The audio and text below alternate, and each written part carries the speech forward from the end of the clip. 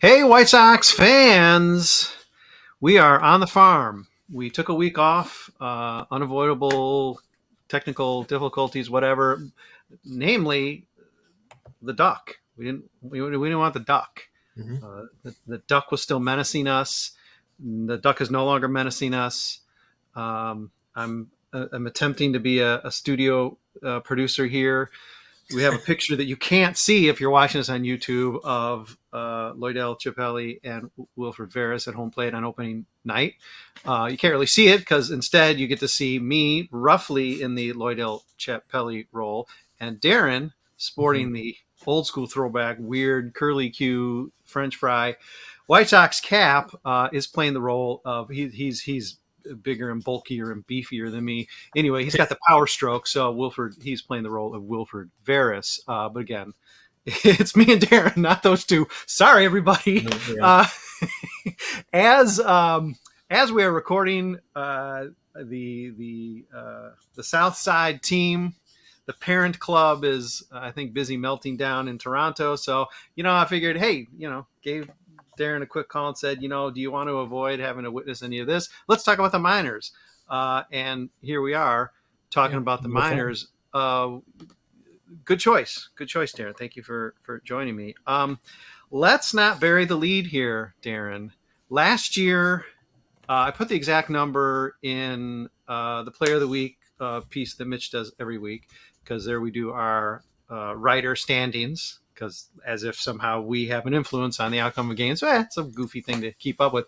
But you were somewhere last year in the vicinity of like 70-something wins and I think 130-something losses, which is not a reflection on you and your devotion to the team and your expertise, or the fact that the guys in the system are not responding to you. But that's really bad. This year, Darren, you got out of the gate winning 4 in a row. I believe 16-6 at the moment, running a 7-game winning streak. That could already be in jeopardy. I don't know what's happening in the minors tonight.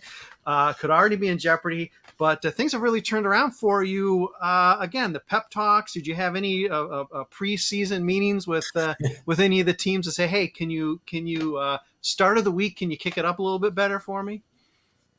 Yeah, I talked with each and every manager and told them, you guys better do much better than what you guys did last year, or I will not be happy. I don't know, maybe because it's all on MLB.TV now. There's no MILB.TV. So maybe that's what it is. They're all on TV. Finally. Oh, I see. They're feeling the pressure. Darren, if it was this simple, I'm going to have to scold you. Why didn't you do this years ago, or at least last year? You would have saved us all a lot of coverage pain, because it's not like anybody else had a really good record. I think I won last year, and I think I was somehow 10 games over 500 in my very small sample size of covering games, which is why I didn't have a losing record, because I just happened to pick a couple whatever Saturdays that the team did well. But yeah, it seems like Julie on Thursday and Friday is really getting her teeth kicked in, just like she did last year. So something about, I guess just early week. You're right. Well, what you've done worked. Could you perhaps first and last game? Could you perhaps phone the clubhouse on the South Side? I think you need to talk to them, because, or it might be a lost cause. I don't know. Lenny Sosa's not doing so hot, so maybe once they get out of my purview, I see. Yeah, start to play bad. Yeah, or even fall backwards. It seems like Pantera and Eloy they're having outfield beefs again. Not the cute kind where there's a funny bobblehead anymore, but maybe the more serious kind. But we're not here to talk about that awful club, which, by the way, is the worst club in the system. Did you ever think, especially this year, did you think that we were going to be able to say that? Incredible. Let's start. We're gonna start in Winston-Salem, Darren, and we're gonna stick for a bit in Winston-Salem, because back to back, these guys are rocking. All the teams are actually doing pretty well, the Dash included.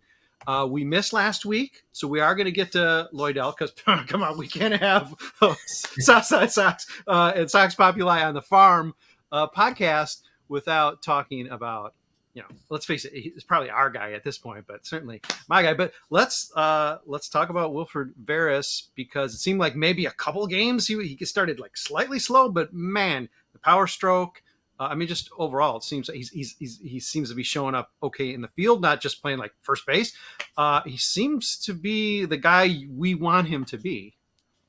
Yeah, he's so Winston-Salem is one of the two teams in first right now for the Sox.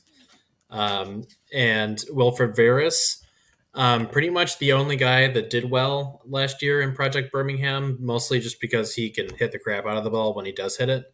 And that's pretty much what he's doing right now. Yeah. He has 9 extra base hits in just 13 games, pretty good. He's striking out less right now compared to last year at low A and double A, which is kind of weird that everything he's doing now is the first in high A, but he still has double A statistics. But yeah, he is kind of like we all have watched last year, and I guess this year too, with Sheets and Vaughn in the outfield, and not really, liking how that went. But Wilfred Veras did actually, play other positions besides first. He did play a little bit of third, so he is a little bit more athletic in that term. And he's playing right field most of the time and doing it, pretty well, actually. He had another play today. This is Tuesday, the 25th, doubled off a guy that was not really paying attention to a fly ball, and got another put out, which is amazing. I think that's 3 putouts for him already. So we'll kind of see, or 3 assists, sorry. So we'll kind of see how that ends up going. But yeah, he and Loidel, right side of that field, are putting it on a show. Yeah. And that's the kind of stuff, Darren. Again, let's not bury a lead here. Hitting home runs is probably the top trait you want to have. Hitting for average, getting on base, not having a ton of, not having a huge strikeout rate. But these little things like having the arm and then having the awareness to catch guys with that arm, especially when maybe word hasn't gotten out yet because they're not even used to necessarily seeing this guy, playing in one spot in the field. Being able to catch guys maybe sleeping or not sleeping and still gunning them down. That's the kind of stuff that's only going to help. That's like almost the between the line stuff that's going to help you stay on or rise up the Sox radar and probably advance you quicker than you might normally, because it's like, okay, this guy's got great natural talent, but also IQ. Yeah, and I really do wonder how Project Birmingham will play a little bit into some of that, getting moved up sooner than others. Since he does have some time in Double A, obviously not a ton, just 12 games, but he could easily, just go back there and he's like, hey, I've done this for a couple weeks already. It didn't scare him last year. Yeah, it didn't. Yeah, when he gets, the barrel of the bat on the ball, it goes really far. And we see kind of struggles with that with one of his teammates, Wes Kath, who misses the ball a lot more than Veras does. But he just kind of a rare thing in that kind of lower portion of the system right now. He just mashes. Strikeouts are still a little high. We'll kind of see how it goes. Like, it's way too early to say, oh, this is now a guy to watch. But it is nice to see still a lot of power. Strikeouts are a little bit less, and we'll kind of hope that continues through the entire season beyond just April. Darren, I'm gonna do my best to try to be the guy who pushes you to say, "Hey, this is a guy to watch," because that's the point of doing this. Why not make crazy hot takes and ridiculousness? Okay, now he's cooled down a bit, but we can't skip him because last week he got out of the gate like gangbusters. To play off your last point there, don't want to hype too much, but the guy, he's a power packed energy wad. He's not really huge in stature. But he seems to have some power, like Veras, I guess, seems to have some early take, but, seems to have some good IQ for the game. He doesn't seem intimidated with even more aggressive assignment, even though he's older. He still came from, this is his first stateside play, and he hit the ground running. Yeah. And so, Loidel, just give me an update. We sort of skipped him. I know we hyped him. I tried to hype him at least a little bit in our initial podcast for this summer, for the spring. But what's he been doing? What have you noticed about him? Yeah, I mean, pretty much it's been so far the same that he's done in the DSL. Lots of homers, showing good presence on base with 3 steals and 3 chances already. Just 10 games. The Dash missed basically their whole first week, so they're kind of behind everybody else. Yeah. Yeah. So 3 steals in 10 games is still pretty good. He's walking 16% of the time. That's pretty similar to what he was doing in the DSL. Striking out, a little bit too much. And that obviously will increase from the DSL. There's no way that could Yeah. have decreased. He walked more than he struck out. You're not going to do Yeah. that over here, but still showing that knack to get on base, still showing really good pop. Might even be showing more hard hits than Wilfred Veras right now, just because he's pulling the ball so much and a lot of it's just in the air. Again, we'll see how it goes, but a guy that is seeing the ball that well, and when he does hit it, it's really going far, and he getting on base. I think it's still 50% of the time he's still getting on base for a 200 WRC plus. That's pretty good, and probably will be in the running for minor league player of the month once we get to that point next week. Okay, Darren, I don't want to put words in your mouth because, again, I'm just the guy who tries to host this and ask questions that aren't too stupid. And again, thank you for not laughing too loud when I do ask a stupid one or steering it to the question that I should have asked. But, I mean, even going back to last year, what you saw in Colson Montgomery, because going in, I mean, you had a good sense of, okay, I think this guy can continue to take a step forward. And then when he did, and he did it in multi-phases of the game, maybe not fielding, but he did it in multi-phases of the game, and he just sort of took off. It's like, yeah, this is what I'm doing this for. We're seeing, and again, this is way too early to talk to throw Veras or Chapelli into this kind of category. But I mean, this is the stuff as folks who are studying the White Sox minors and hoping we can get prospects out of these minors. And it seems like it's just been this parched desert for quite some time, despite the fact that they do end up placing, the White Sox do end up matriculating guys to the major league team. But it seems rare that they're making a mega impact. Or at least without injury. So these types of performances, even in a small size, or if this stretches into a couple months, or even if you get a good half season of Veras or Chapelli this way, this is the kind of stuff that sort of you get caught up in and say, hey, the White Sox found something. And even if maybe it doesn't pan out in 24, 25, for a moment here, we're able to say, wow, these are the kinds of prospects, we maybe even sort of dream on. Yeah. I mean, from just the Montgomery example, again, much different situation just overall with him coming up and being a number one pick. But he did do what he did last season over at like a long extended period of time. I always bring this up and laugh because it's ridiculous. He got on base two straight months. Every game that he played, he got on base. That's okay. I've heard that's okay. Yeah. Yeah. But just from him and using that example and knowing that what his play discipline was, very professional at bats, and he showed that throughout last season. Taking it with the Veras and the Chapelli kind of scouting report, guys that hit the ball hard, and in Chapelli's case will get walks. In Veras' case, he'll just kind of hopefully extra base himself to that higher WRC plus. And as long as you see those guys doing what they're supposed to be doing and improving on the margins, with Veras's K rate coming down about 3% so far, or Chapelli still being able to walk, 15, 16% of the time like he did in the DSL. Those are things that you can tangibly take and say, okay, they're actually doing things that we saw before, doing things that the scouting reports are telling us that they're able to do and consistently. And then you hope that they can improve in other places. So that's great. I think it's all positives for both of them. I don't know if Chapelli sticks at second base. I don't know where Wilfred Veras ends up right now, since he went from third to first to now right field. We'll kind of see where he goes. I know he's not super fast, so he's not going to be like a Romy Gonzalez and can play center or anything like that. But we'll see. They're doing things that they should be doing. And now hopefully the development kicks in as they move closer to 21 and 22. And again, not to beat Chapelli or Veras dead here, but listen, these are two big wins. Our first two are your first two players of the week, so it's worth sort of celebrating these guys. And in both cases, and this would extend to Montgomery as well, because you can show the numbers that, of course, when you're on base for 2 straight months, it's like you got to keep moving a guy up. I mean, you're gonna challenge him, but there's also something even in Montgomery, and I would argue in Chapelli, because you're jumping him from the DSL in spite of age, you're jumping from the DSL to high A.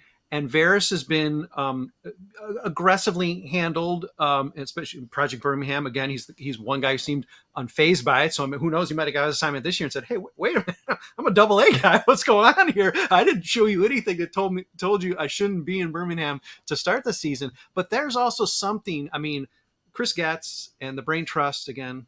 I say it with a prayer that there's a brain trust, but the brain trust is checking in with the coaches, is checking in or even talking with teammates, eyes on the ground to observe these guys, not just what they're doing in the back door, which is of course primary here, but also how they're handling themselves, how they're probably engaging with teammates, maybe any leadership they're showing. There's a reason why, say, maybe a Loidel Chapelli is getting this dash assignment, or Veras got Project Birmingham and is probably on a short list, maybe to get bumped up, maybe a little sooner than we'd think if he continues this player of the week type of behavior. So, Getz and the front office is seeing something's beyond just, and not just looking at box scores saying, okay, he's hitting 400, move him up.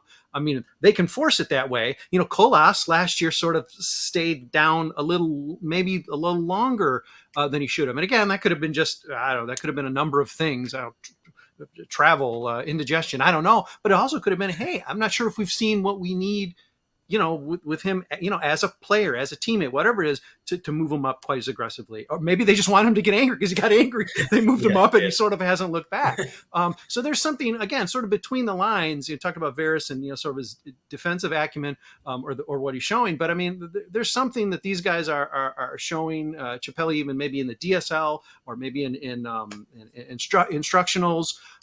They're just saying, okay, these guys can take it on. Let's throw that challenge at them. And, it's great when you see these guys maybe take the challenge and just want to move forward. Yeah. And even for Chapelli, like it's probably started in spring training. They probably saw that he was able to, still get on base in those kind of backfield games. Yeah. Still hit the ball with authority. And I think James Fegan's piece with Chris Getz in March or whatever, maybe February, did mention that a little bit, that he did seem a little bit more advanced in his approach at the plate. And you could see that from the DSL, definitely more advanced in the DSL compared to his peers, like Eric Hernandez and people that were 3-4 years younger than him. Yeah. Still, the dash doing this well at a level that I wouldn't have expected him to be at. Because this is his first full season of pro ball. We've talked about Montgomery here, and Colson Montgomery has said how tired he was to end the season last year.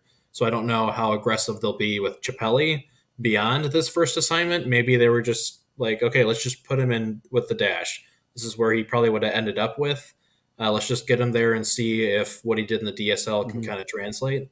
Veras, this is his second season of full season pro ball, so he should get a promotion if he keeps doing this. Yeah. But we'll see. I think both of them have shown great stuff so far, and especially Veras learning a new position, not necessarily on the fly. I'm sure he did stuff over the off season, but actually doing well at that in his first 2-3 weeks of the season. Yeah. We talked a lot about the dash. We're going to get to some guys and then the 3 teams. We're going to do that in the second half of the show. We're going to take a break now. Come back to that. We're going to move from the bottom up. The default usually Charlotte down. No. Dash took over, so we're gonna go to Kannapolis first. But we're going to talk about all 3 remaining levels with Darren Black on the farm in just a second. Stick with us a minute or so. We'll be back. White Sox fans, it is, I don't know, it's hidden on my screen. I think it's Sox Pop on the farm. All right, let me mess around here. Oh, I don't know. Where is it? 43. Yes, 43. I've titled it The System is Alive because, my goodness, Darren Black has a winning record covering. This might be the only time this has ever happened. He needs to cherish this. He's going to say, Brett, I quit. I resigned because I want to have a winning record this year. And, man, I'm doing really good. So far. So Darren is carrying us. Darren is carrying the system. He's admitted that he talked to each manager before the season, got the guys riled up, probably gave them some talking points, some whiteboard type of material or chalkboard material to convey to the guys. So Darren, hey, listen, All credit to you. You're welcome, Well everyone. done. Thank you. Let's move down as promised. Let's move to Kannapolis, which, by the way, Kannapolis mashing hell out of the ball and actually winning games, which Mm-hmm. it's been like, we've heard, I think, for at least a year, if not a couple of years, okay, Kannapolis is coming, man. This is a hot team. And the year we finally say, forget it, Kannapolis, whatever, they're kicking ass, and we love it. And a guy we can't help but love a bit is your de facto MVP for the team this week, and that's Tim Elko. Got the stash, got the leadership ability, got some pressure play, some pressure success as a national champion. He's a guy that I don't want to say quickly dismissed, but he just seems like he's got, I don't know, like that Ron Kittle swing or something where it's like there's got to be holes in it. There's no way that as he gets challenged, he's not going to get like fooled, and he's not going to get like flushed out of baseball, which is a terrible take. I mean, shame on me, but I mean, you sort of think, man, just a big guy who the professional game might eventually really catch up to and defeat. But he has not shown that so far. I mean, I'm sure he's still Kane at a fairly healthy rate, but he's also, if you can put enough balls on the other side of the fence, hey, K how you want, because you're scoring every 8 times up to the plate. So tell me a little bit about what Tim Elko's done, because he's a guy we could see moving. He's definitely he's a seasoned first full year guy. Yeah, he's an older first base bat. He probably will move up to the dash. Maybe not sooner than later. I don't really know what sooner would mean, but you could definitely see him by June. I'm not sure how much longer this torrid pace lasts. He's not really hitting the ball in the air that often, surprisingly, but 50% of them are homers. So he's gonna swing or miss, literally, or it'll pop up. But he and Logan Glass are tied with 4 homers on the team. This offense did pretty well last week. Besides the top guys that you would more or less hope would do well, like Jordan Sprinkle. Yeah. But just for Tim Elko in general, he is doing everything that he did at Ole Miss right now, with basically kind of the all-star of the 2022 college draft portion this year with Kannapolis. This is where all the college guys go, since there's no advanced rookie league, and no one's actually staying behind a little bit. Rosters are bigger, so all the college guys are going right to low A at this point. And he's mashing everybody like he did on the way to a title at Ole Miss. When he gets a hold of the ball, 32% K rate is very high for low A. I will note that. And it was high in college as well. Yeah. If we, bring up Evan Skoog, a guy that pretty similar at the catching spot, a lot of power, leadership qualities that people praised, and a lot of strikeouts. And eventually those strikeouts catch up to you as you move up the levels. So I'm kind of thinking that's what will happen with Elko, but cool story so far.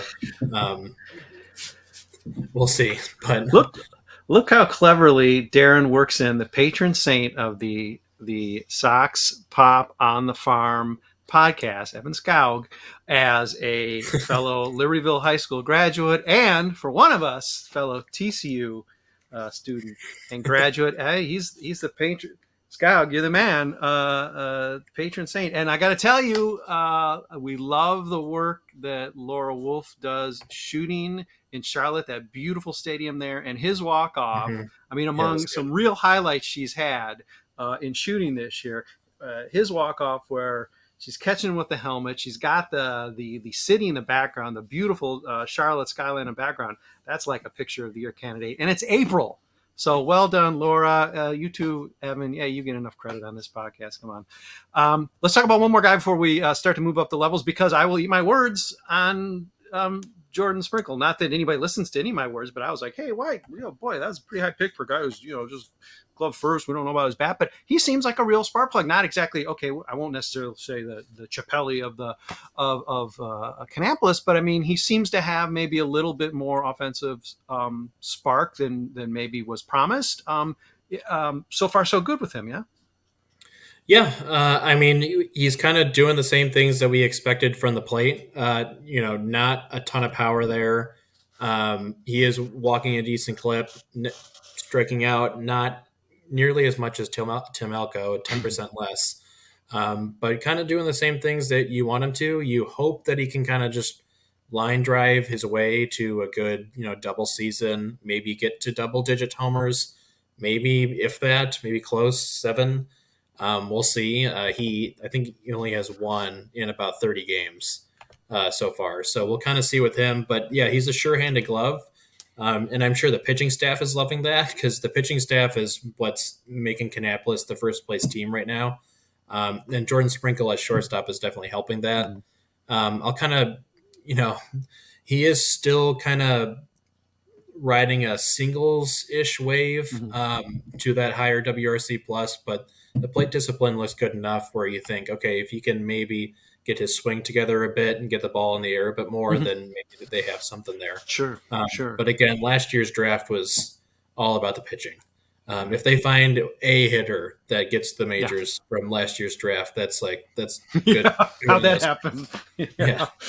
Yeah. And we'll get to those pitchers are kicking ass. We'll get to them in future weeks. When you decide to pick them as play of the week, I forget. Sorry, guys. You are all too good. Nobody's distinguishing themselves well enough. So even though you're all great, forget it. Wait till next week. All right, let's jump. Well, let's go to a starting pitcher, and let's go to Birmingham. Cristian Meña, I don't think has had necessarily Meña. You say Meña, I say Meña, whatever. But Cristian is, I think every start to some degree has been good, because even in where he's given up some runs, he's had a double-digit strikeout game. He's had high strikeout games, even though he's not necessarily gone deep innings-wise. He's not necessarily going to this year. I think he's coming off of his best start of the year, which I want to say was also low runs, maybe just a couple runs, but then still also 8 or so strikeouts. So this guy, again, very early. But I mean, when we talk about living up to the hype, I mean, you got to go back to Arizona to a season, and that would have been a couple of years ago, where he was, say, like, disappointing. So I mean, he's now starting to put together start after start that's making you say, okay, we're really getting some momentum behind this guy. Yeah, and it's the same things that we talked about with Wilfred Veras and Loidel Chapelli, is you want these guys to kind of do what they did well at the levels that they did really, good at. And Meña is doing exactly what he did with Winston-Salem last year. Lots of Ks. The walks are actually down-ish compared to his 2022. And it wasn't that high to begin with, but any improvement in walks is, double thumbs up.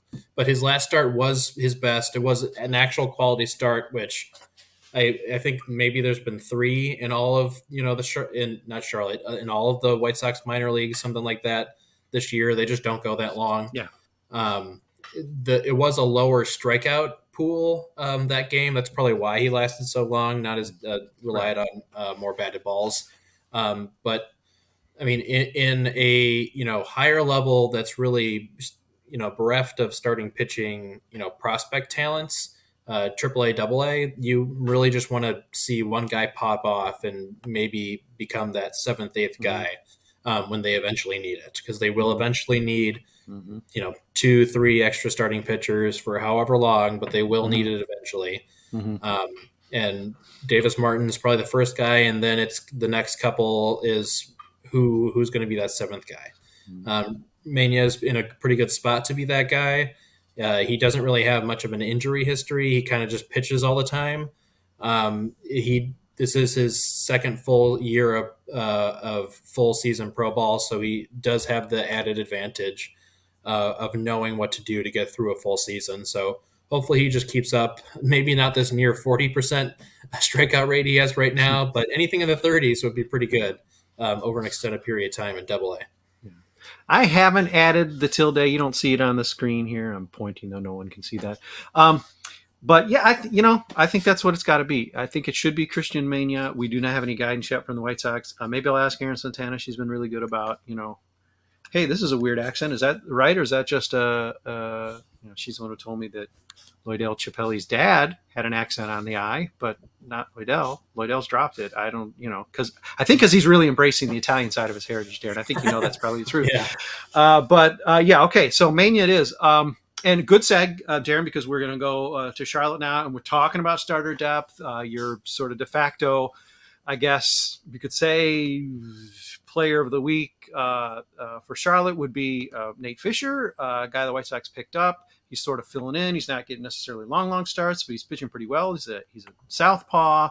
He checks boxes of what the White Sox might need as maybe a guy who Tanner Banks isn't anymore, because Tanner Banks is more like the bullpen, the veteranish like bullpen arm or something. He's a guy who could conceivably maybe see a start on the south side, but basically he's doing, first of all, he's fulfilling a role that the White Sox should have been working on, making sure they had covered last year, and they didn't. This year, it seems like they are actually making more honest effort to just at least get arms in, get players in general, and get arms in at Charlotte, just to see if someone can sort of like stick with some footing, maybe even catch a little fire, like not necessarily Johnny Cueto, because, without any kind of pedigree, but just, a couple guys beyond, Davis, Martin, who could provide some footing if their time in the rotation is up and there's a real need, doubleheader or something. He's a guy who could maybe fill in and fill in okay. He so far has given us maybe the confidence that could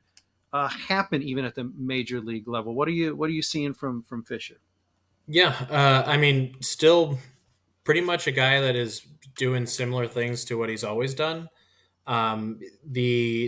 His issue is probably going to be that he does walk too many people, and there's always going to be holes. Like, these guys are in AAA, Yeah. there's going to be holes. So it's not like, oh, there's just secret sauce down in Charlotte. There's not to bum anybody out. Yeah. That's been demonstrated over the past few years, I'm afraid. Yeah, but I mean, what he does provide right now is he is getting weak contact, a lot of grounders from him, a lot of balls going to the opposite field, which usually is an indicator that they aren't reading it that well. And he is striking out 25% of the guys, a mark that is much better than what he was doing with the Mets in AAA last year. So I mean, we'll see. He probably putting him as a 2021 version of Tanner Banks probably is the correct terminology for him. I don't know how much longer AJ Alexi is going to stay on the 40 man. He has continued to have struggles even today with command. Though we'll kind of see how that happens. They're using the bullpen, the White Sox 40 man, more liberally just through this. I mean, they definitely need to begin with, but they're actually using, if a guy pitches some and he's not going to pitch the next day, they're bringing guys up to see if they can improve anywhere, which is something they didn't do the past couple of years. So that's thumbs up for that. And I'm sure Nate Fisher will be involved there somehow, because he is a lefty and they don't have a ton of lefties around. And if Nate Fisher continues to do well, even from a starting spot, I'm sure he'll get time on the south side coming out of the bullpen.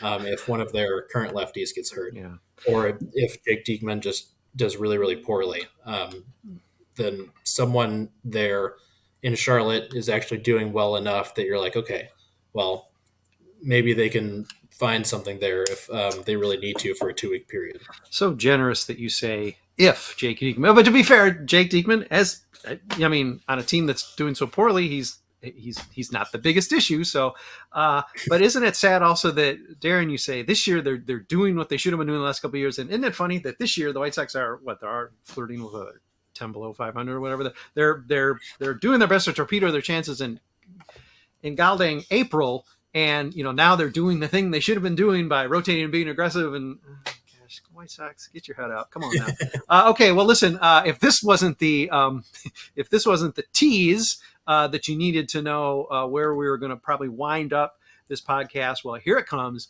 We do need to talk about some injuries because there are some significant ones. I am probably not even encapsulating them all.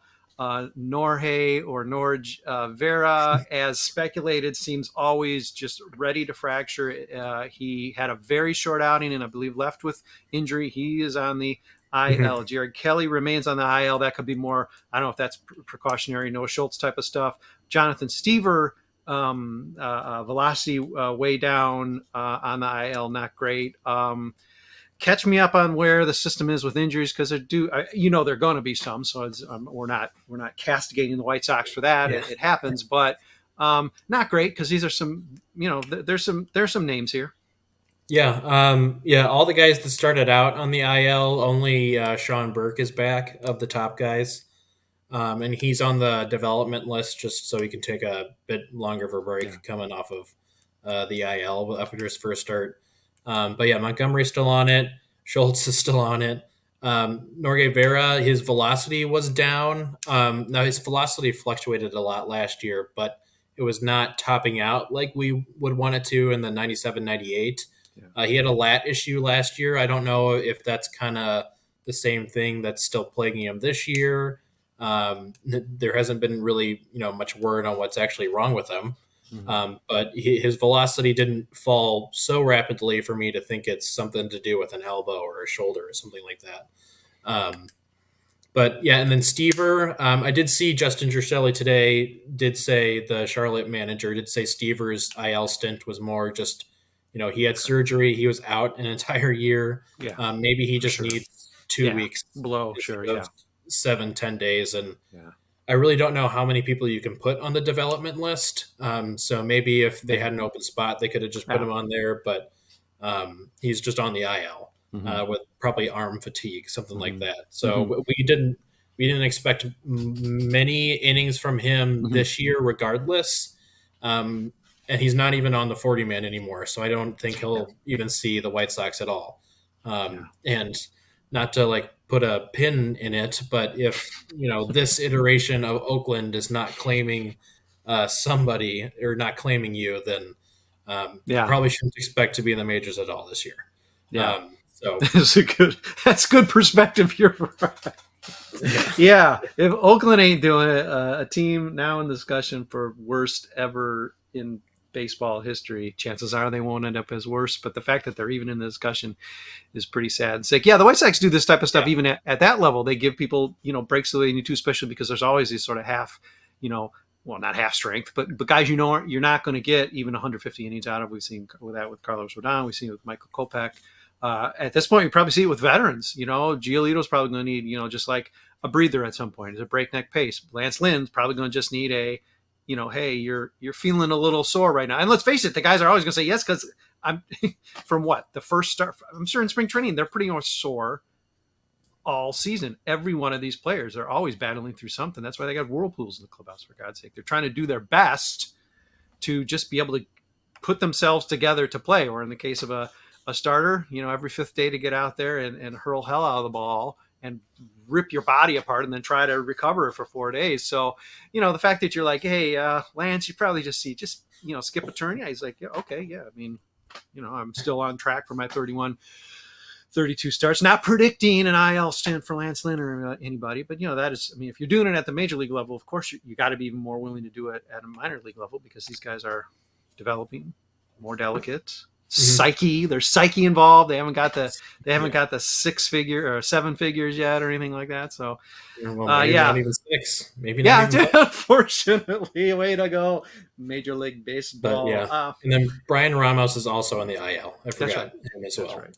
Not all pitchers. There are some how about that players. Jeez, come on, Brian. Jeez. And that's a guy certainly to talk about a pin. We want to see him back, and we want to see him mashing, because he had a really encouraging spring, and you really wanted him to hit the ground running and keep on scaling the system, because there's spots, there's availability, so go for it. Fill those higher roles in Birmingham and Charlotte. Okay, well that wasn't actually such a downer to end two up. First place teams. Yeah, not a downer as reflected by your hat representing one of the most difficult eras in White Sox history. Although you can still claim the 1990, White Sox, when they shocked the world and made a run at the Oakland A's for a division title, and that Comiskey finale season that made us all shed a tiny tear. And for those of us who weren't alive during that time, you would have. Virtually, you would have.